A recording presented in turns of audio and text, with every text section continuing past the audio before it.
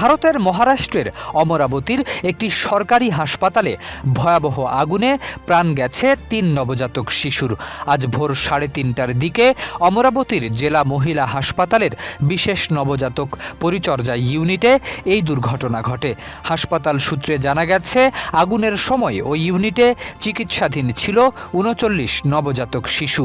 হাসপাতালের ৩য় তলায় থাকা একটি ভেন্টিলেটর বিস্ফোরণের পর আগুনের সূত্রপাত হয় বলে প্রাথমিকভাবে জানা গেছে। আগুন ছড়িয়ে পড়ার পর মুহূর্তেই তৎপর হয়ে ওঠেন চিকিৎসক, নার্স ও হাসপাতালের অন্যান্য কর্মীরা। ঝুঁকি নিয়ে তারা চিকিৎসা সরঞ্জাম বিচ্ছিন্ন করে একে একে নবজাতকদের আগুনে আক্রান্ত এলাকা থেকে নিরাপদ স্থানে সরিয়ে নেন। তবে এর মধ্যেই গুরুতর দগ্ধ হয় ৩ নবজাতক শিশু। পরে শ্বাসকষ্ট ও গুরুতর দগ্ধ অবস্থায় তাদের মৃত্যু হয়। এ ঘটনায় গুরুতর আহত আরও ৬ নবজাতককে উন্নত চিকিৎসার জন্য কাছের একটি সুপার স্পেশালিটি হাসপাতালে স্থানান্তর করা হয়েছে।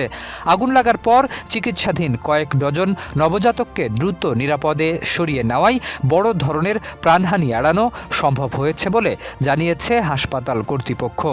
ভয়াবহ এই অগ্নিকাণ্ডের ঘটনায় হাসপাতালের নিরাপত্তা ব্যবস্থা ও আগুনের প্রকৃত কারণ নিয়ে প্রশ্ন উঠেছে। তবে প্রাথমিকভাবে দুর্ঘটনার বিষয়ে বিস্তারিত তথ্য বা আগুন লাগার সুনির্দিষ্ট কারণ এখনও জানা যায়নি।